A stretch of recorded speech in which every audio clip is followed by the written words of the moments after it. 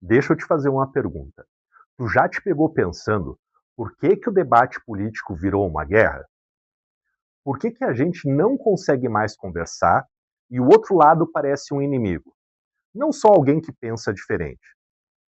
Se tu já sentiu essa frustração, essa sensação de que algo muito profundo está acontecendo, eu quero te dizer que tu não está sozinho. E se eu te contasse que essa divisão não é sobre ideias, mas sim sobre como o teu cérebro está programado para reagir ao que ele sente como uma ameaça? A polarização política, que hoje parece rasgar a nossa sociedade e impedir qualquer diálogo, é um fenômeno que vai muito além do que a gente lê nas notícias. Ela é, no fundo, um emaranhado complexo de como a tua mente e o teu corpo funcionam, explorando as tuas vulnerabilidades mais profundas. Hoje, eu vou te ajudar a desvendar essa guerra das mentes que acontece na política sem tomar partido nenhum, mas buscando entender o que realmente está por trás de tudo isso, tanto de um lado como do outro. Para entender por que a política se tornou tão polarizada, eu preciso te convidar a olhar para dentro, para a arquitetura do teu próprio cérebro. Sabe quando tu está em um debate político intenso e alguém fala algo que vai contra tudo aquilo que tu acredita? O que acontece dentro de ti? Muitas vezes, o teu cérebro não interpreta essa ideia diferente como um argumento a ser analisado com calma, mas sim como um ataque à tua identidade, aos teus valores, uma ameaça à tua própria forma de ver o mundo. É como se um alarme tocasse dentro de ti. E quando esse alarme toca, ele ativa uma parte do teu cérebro chamada amígdala, que é a central de processamento do medo e da raiva. Ao mesmo tempo, o córtex pré-frontal, que é a parte responsável pelo teu raciocínio lógico, pela empatia e por controlar os nossos impulsos, pode ser meio que desligado ou ter atividade diminuída nesses momentos. É como se, diante da pessoa que traz a oposição, o teu cérebro entrasse no modo luta e fuga, sabe? Priorizando a defesa ao invés da compreensão. A política aqui, então, ela já virou um campo de batalha neural, onde a sobrevivência do teu ego se confunde perigosamente com a sobrevivência da tua ideia. Tu já sentiu aquela necessidade profunda de pertencer a um grupo? De fazer parte de algo maior? Essa é uma das forças mais poderosas e antigas da psicologia. E na política, essa necessidade é muito explorada, e de um jeito bem intenso. Muitas vezes, a política deixa de ser sobre discutir propostas e passa a ser sobre a identidade da tribo. Quem somos nós versus quem são eles.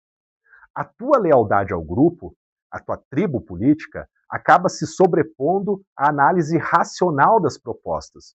E a tua filiação política se torna uma parte fundamental de quem tu é.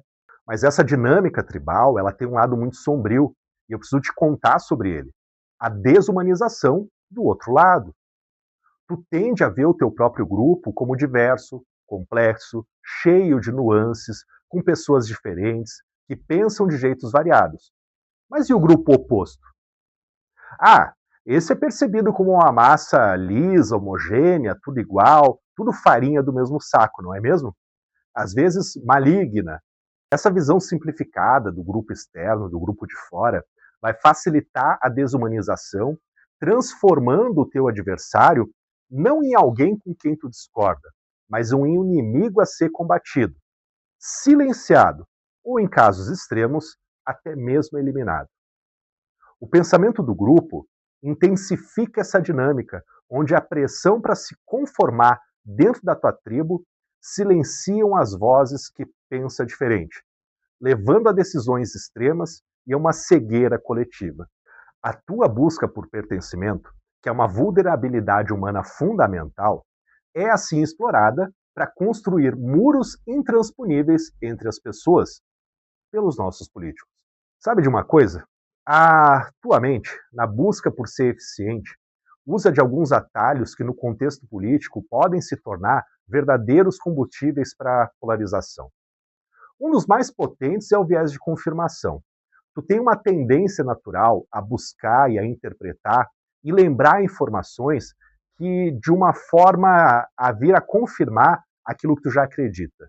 É como se tu tivesse um filtro que só deixa passar aquilo que te agrada. Tu ignora os fatos que contradizem a tua visão e vai supervalorizar aqueles que a confirmam, criando uma realidade paralela onde a perspectiva tua é sempre a correta. E junto com isso, existe um raciocínio motivado onde a tua inteligência é usada não para descobrir a verdade objetiva, mas para justificar conclusões que protejam a tua identidade e a do grupo, ou a tua visão de um mundo. E o que acontece quando tu é confrontado com evidências irrefutáveis que contradizem essa visão? Aí entra o efeito do tiro pela culatra. Em vez de mudar de ideia, tu tende a se tornar ainda mais convicto da tua posição original. É como uma defesa psicológica contra a ameaça à tua identidade.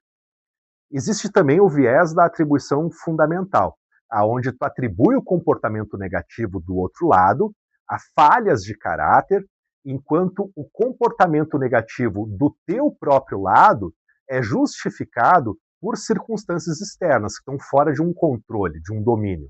A verdade política, então, se torna uma construção subjetiva, moldada por filtros mentais que te impedem de ver a realidade de maneira objetiva e de dialogar com quem pensa diferente.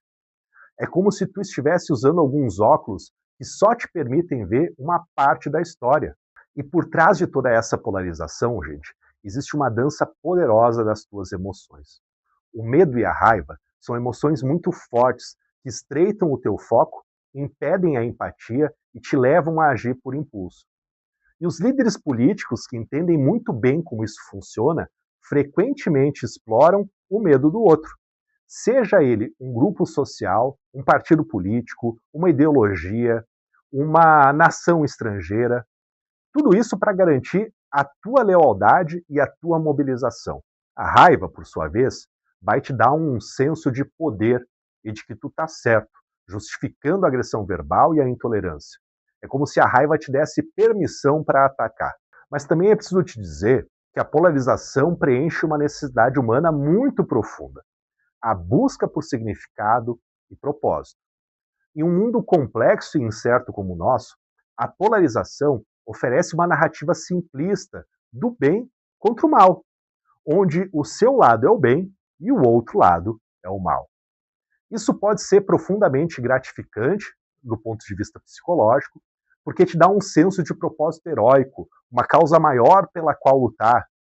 E a indignação moral se torna uma moeda social nas redes sociais, reforçando a polarização e o senso de autojustiça. A política, nesse cenário, vai se transformando num palco para a projeção das tuas próprias inseguranças e a busca por um sentido num mundo que muitas vezes parece caótico.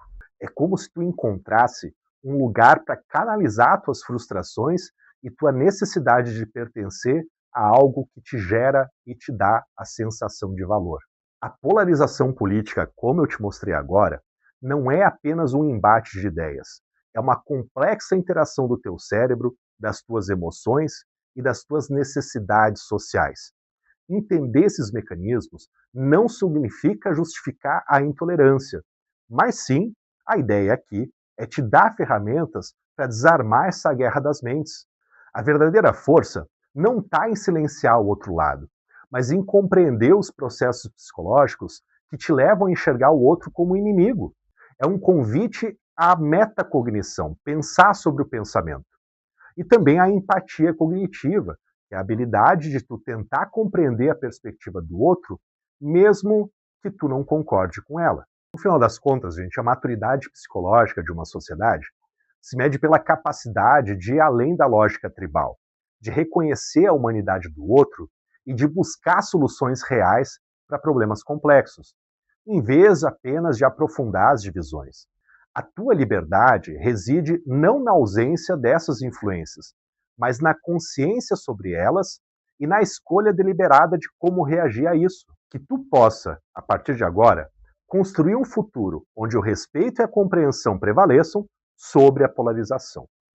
Eu te agradeço da assistência até aqui, deixo novamente o convite para curtir esse conteúdo, te inscrever aqui no canal, compartilhar com o maior número de pessoas e te convido também a assistir esses próximos 2 vídeos aqui que o YouTube recomenda e nós nos vemos num próximo.